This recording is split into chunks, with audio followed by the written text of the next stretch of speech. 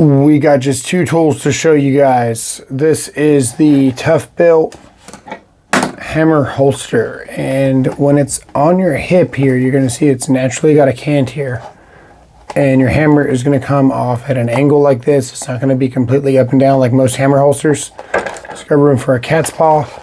This is my first video since pneumonia, basically, and comment below how that sounds and if I should just wait to fully heal, or if you guys can bear the terrible voice. But I've been sitting on this hammer holster for about 2 weeks now. Haven't been able to make a video. And yeah, the relevancy, the time, the availability is probably slipping by now because I've been looking for this for a long time. I finally found it. I hope it's still available when I make this video. I'm going to post it down in the comments below. It's on Amazon.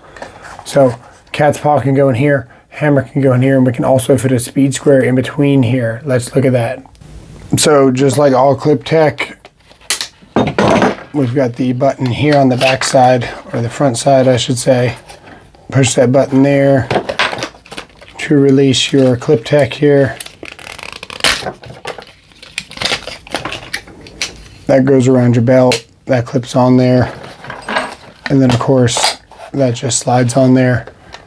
When you got a delivery or something, or it's time for lunch, drop that down, and this stays on your hip all day. They call it the TBCT31-A. Right there. Let's look at how the speed square goes in there, and then the hammer. Let's see how they play with each other. So we got the hammer there. Speed square kind of sits underneath that ToughBuilt portion right here, from what I remember last time I had this, yeah. And then you can see where it doesn't really fall out. The hammer wants to fall out, but the speed square kind of gets caught right there. So now we can bring in our cat's paw.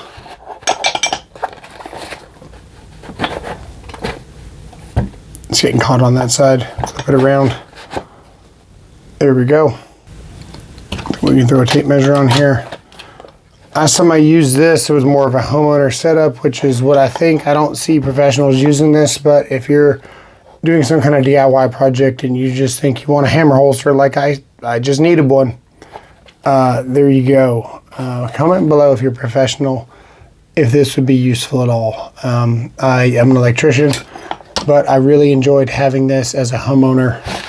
Sometimes ignorance is bliss, and I can relate with that when I see other people talking about electrical tool channels, talking about electrical tools on this channel. I see people that don't know what they're talking about saying something would be useful for an electrician, and it just puts me off. So comment below if you're a professional and this video is definitely not for professional, or if this is actually pretty cool or not. This, I don't think it will fit, but I know I'm going to get a question about it, so that's not a viable option. I think really your best bet is like that. And then I do kind of like this little loop here for like a pencil or something, so you can get your pick a pen or your Klein one. And this one's brand new, so I don't know if it's going to release or not. Let's see. It's not going to release. Yeah, the newer they are, the stiffer they are. There we go. I'd probably wind up just putting some electrical tape on that so it couldn't pop out, and then, yeah, that might be pretty good. So that's the ToughBuilt setup. Speed square, hammer, cat's paw, pencil. Speed square has retention, no doubt about it. Not going anywhere.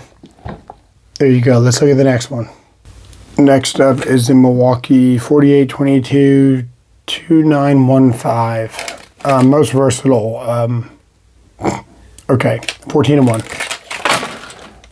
It says a magnet, so it just sits in there. That's how it stays. To get this out, you could do that. Or if you're working on something, you could accidentally catch it on something and drop it out. Or if you want to carry this in your tool belt and you got it looped down here, you could also, you know, pull out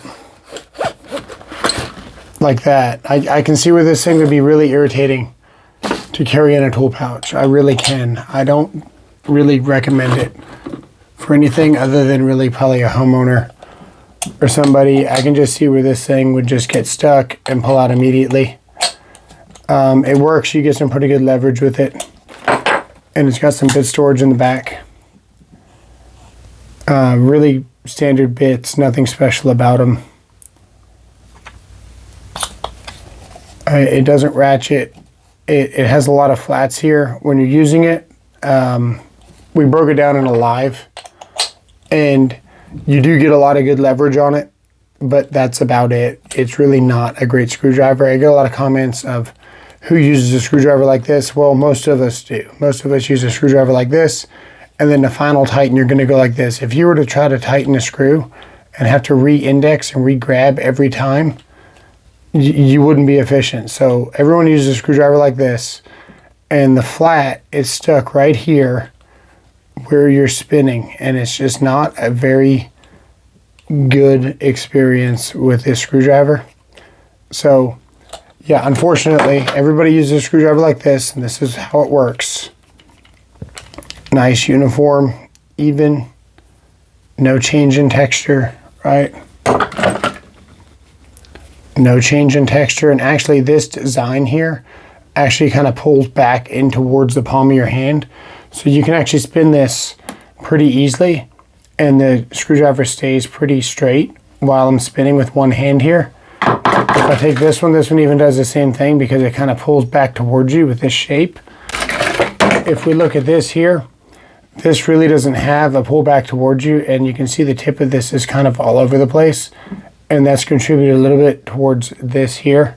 Even if you grab like the vessel ball, you can see where we get some pretty good spin right here, especially here. And then the vessel ball is just almost cheating because this is like the golden standard of being able to spin something in your hand and getting a lot of good leverage.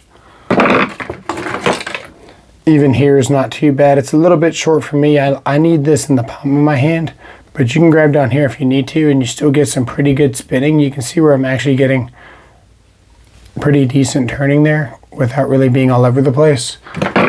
But when you go back to this screwdriver, it's really not that great, and I wanted really good things. I actually grabbed the wrong screwdriver. I wanted really great things for this screwdriver, and this is what I was hoping that they would have given us, because you get a little bit of kind of like a conical shape here, back towards here, and this is their 1000-volt screwdriver, and you can see where it's pretty decent here. You got some nice, kind of the same design almost. They're almost making the same damn screwdriver. This one does have bit storage in it, but the retention, I almost pulled this out just now. This is just not practical to be carrying in a tool pouch and then going to pull this out, this thing in the bottom, and then you'd be staring at a handle of this falling down the loop of the actual belt. Let's look at that. So I think a good example here would be like this here. You can see where that's going to have good retention and the bits aren't going anywhere. But this is going to be hanging down here like this, and I just can't help but think that when this gets caught right here, as it should, it's just going to fall out. I'm going to try again. You know, if you know this channel, none of these videos are staged. I can just see a flaw and point one out as soon as I notice it. And it's just something you're going to have to be aware of when getting this out very slowly, which is not how I operate my tools. My videos, all my tools do have retention, but they all come out pretty easily.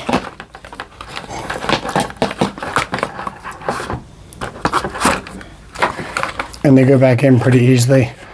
You can see that pops out, but the second you're not paying attention, this is on the floor. So that's my 2 cents on this. Definitely for a homeowner, not for a professional. No way, no how. There's nothing fast about this. The repetitiveness of pulling this out of a pouch, it's just dumb. So there you go. That's my thought on it. Let me know what you guys think in the comments below. Let me know what you think about my voice. And yeah, we'll see you guys in the next one.